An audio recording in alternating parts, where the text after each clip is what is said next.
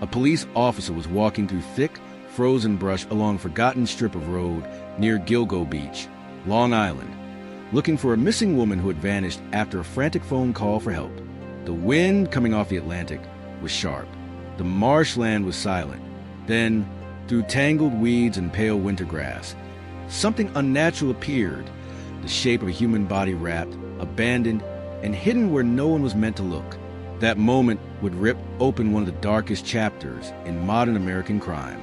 By the time investigators stepped back onto Ocean Parkway that day in December 2010, they did not yet know they were standing at the edge of a burial ground. They did not know they had just uncovered the first thread in a tapestry of death that stretched back nearly 2 decades. And they did not know how many lives had already been erased. Long before the headlines, before the task forces, before the fear that would grip Long Island, there were women living ordinary lives on the margins of society. Women with families, favorite songs, arguments, regrets, dreams, and unfinished plans. Melissa Barthélemy was one of them. She was 24 years old, a sister, a daughter, a woman who laughed loudly and argued fiercely. She loved to talk on the phone. She stayed close to her family, even when life became complicated. Like many young women struggling to survive, she sometimes advertised escort services online. It was work that kept her afloat, but it never defined who she was to the people who loved her. In July 2009, Melissa disappeared. Then her family's phone began to ring. A man called repeatedly. He blocked his number. He mocked their pain. He described what he claimed he had done to her. He spoke calmly, patiently, as if cruelty were a hobby. Police could not find her. For more than a year, she existed only as a missing person, until the search for another woman changed everything. Shannon Gilbert vanished in May 2010 after fleeing a client's house in a panic, dialing 911 and telling the operator, "They are trying to kill me." Her disappearance triggered a massive search months later along the desolate barrier islands near Gilgo Beach. That search led officers into brush, and that is where Melissa was waiting. Her remains lay concealed beside the road, wrapped carefully, deliberately, as though placed by someone who had taken time, who had planned, who had returned to this lonely stretch more than once. Police continued searching. Within days, they found 3 more bodies. Megan Waterman was 22. She had a young daughter. She had called her family before meeting a client in 2010 and never returned. She loved animals. She was trying to start over. Amber Lynn Costello was 27. Friends said she was stubborn, sarcastic, protective of the people she loved. She had dreams of leaving the escort world behind. Maureen Brainerd Barnes was 25, a mother of 2. She sent money home. She promised her children she would see them soon. All 4 women had disappeared separately. Different years, different circumstances. Yet here they were together in death, lying along the same forgotten highway, wrapped in the same manner, silenced by the same unseen hand. The media would later call them the Gilgo Four, but they were more than a name. They were daughters whose mothers kept their bedrooms untouched. Children who would grow up learning their mother's voice from old voicemails. Families who would never again receive answers to ordinary questions like, "What time will you be home?" The discovery stunned law enforcement. What began as a missing person case had become a serial murder investigation. And it was only the beginning. In 2011, police expanded the search. More remains surfaced, scattered, partial, hidden deeper along the coastline. Some had been there for years, some for decades. By the time the search ended, at least 11 sets of human remains have been located along Ocean Parkway and nearby areas. Some victims were women. Some were never identified for years. One was a toddler found with her mother. The timeline stretched back to the early 1990s, which meant one unbearable truth. While families were searching, while victims were being forgotten, while calls went unanswered, someone had been killing quietly for nearly 20 years. The investigation stalled. Leads went cold. Jurisdictional conflicts slowed progress. Evidence sat untouched by modern technology. Families accused police of neglect, especially because many victims were sex workers. Women's society had learned to look past. Years passed. The killer remained invisible. Neighbors drove past the burial sites every day, windows down, music playing, children in the back seat, unaware that only few away lay women who had once laughed, argued, loved, and trusted the wrong stranger. Trust was the weapon used against them. Loneliness, desperation, hope. Each victim had walked into a meeting believing it was just another job, just another night, just another stranger. None of them knew it was the last decision they would ever make. By 2022, pressure from families and the public became impossible to ignore. A new task force was formed: modern DNA testing, digital tracking, cell phone analysis, old evidence re-examined with new eyes. The case was no longer forgotten, but the damage had already been done. Lives erased, families shattered, children raised by photographs, and a question that haunted every investigator who stood on that lonely road. How does someone kill this many people for this long without being seen? For more than a decade, the killer remained a ghost. He did not brag. He did not confess. He did not leave obvious traces behind. He lived among ordinary people. He worked. He paid bills. He shopped for groceries. He waved at neighbors. He existed in plain sight while families searched for daughters who would never return. Then, in July 2023, the silence finally broke.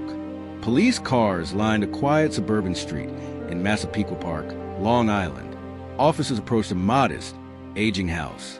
Inside lived a man no one had ever suspected, an architect, a husband, a father, a professional who designed buildings by day and, according to prosecutors, constructed death by night. His name was Rex Andrew Hoyerman. When investigators placed him under arrest, decades of grief, rage, and unanswered prayers surged to the surface. Families who had waited years for justice watched the news in disbelief. Some cried, some trembled, some simply whispered the names of the daughters they had lost. At last, there was a face. Hoyerman did not fit the public's image of a monster. He was described as quiet, intelligent, methodical, a man who commuted daily to Manhattan for work, a man who sat in traffic, bought coffee, attended meetings, and returned home to a normal-looking family life. Yet investigators allege that behind this ordinary exterior lived a predator who studied his victims, tracked their movements, and exploited their vulnerabilities. Many of the women had advertised escort services online. They met clients expecting payment, routine anonymity. They entered cars believing they would return home in an hour. Instead, they vanished. Prosecutors say Hoyerman used burner phones to contact the women. He arranged meetings. He moved through digital spaces like a shadow, leaving just enough trace to find. But only years later, with technology advanced enough to follow his trail. Cell phone tower data placed him near meetings with victims. Surveillance cameras caught vehicles matching his. DNA recovered from materials used to wrap bodies allegedly linked back to him. Invisible threads finally tightened into a net. When detectives searched his home, they found a life that now looked different under forensic light. Computers, devices, storage spaces, notes, evidence investigators believe revealed years of planning, cataloging, and control. Not chaos, not impulse, but precision, which raised a question that now echoes through courtrooms and true crime circles alike. What kind of mind commits such acts and then returns to everyday life without cracking? Psychologists studying serial offenders point to patterns: a hunger for power, domination, secrecy, and ritual. A double life, a compartmentalized identity. One face for the world, another for the dark. Hoyerman, prosecutors say, lived that split existence for decades. A designer of buildings above ground, an architect of disappearance below it. In court, he pleaded not guilty. His defense challenged the DNA evidence. They questioned investigative methods. They delayed proceedings. Each delay reopened wounds for families forced to relive the case again and again. A judge publicly expressed frustration as hearings stalled. Meanwhile, relatives sat in courtrooms holding photographs of smiling daughters whose laughter now existed only in memory. No sentence could return what was taken, but acknowledgement mattered. Truth mattered. For the community, the impact was profound. Long Island residents realized they had driven past burial sites unknowingly for years. Parents imagined their children walking alone at night, Women wondered how many times they had entered a stranger's car, trusting instinct, trusting luck. For families, grief took new shapes. Some had kept bedrooms unchanged for over a decade. Some still dialed old phone numbers just to hear voicemail greetings. Some blamed themselves for not stopping daughters from taking risky work. Some blamed society for ignoring missing women because of their profession. And above all, there was anger. Anger that warnings had been missed. Anger that early investigations stalled. Anger that some lives seemed to matter less in the eyes of institutions. Yet even with an arrest, the story does not fully end. Not every set of remains has been conclusively tied to the same killer. Not every victim has been identified. Not every question has been answered. Did Hoyerman act alone? Were there other burial sites never discovered? Were there victims beyond those found? How did he evade detection for so long? These mysteries remain, and they linger in the minds of investigators, families, and a public that still struggles to understand how such horror can coexist with ordinary life. The Gilgo Beach murders force us to confront uncomfortable truths about vulnerability, about indifference, about how easily certain people can disappear without immediate alarm, and about how monsters do not always look like monsters. Sometimes they look like neighbors, co-workers, fathers, men sitting in traffic beside you. As the trial continues, families wait again. This time not for missing daughters to return, but for justice to speak clearly and finally. And the rest of us are left with a haunting thought. How many warnings did society ignore before the ocean gave up its dead? The story is not fully closed, and perhaps it never will be. If stories like this matter to you, if you believe every victim deserves to be remembered, every mystery deserves answers, and every truth deserves to be told, then join this community. Subscribe to the channel. Turn on notifications so you never miss a story that needs to be heard. And in the comments, share your thoughts. What do you think happened in the shadows of Gilgo Beach? Do you believe justice will finally be served? Your voice keeps these stories alive. Your attention ensures they are never forgotten.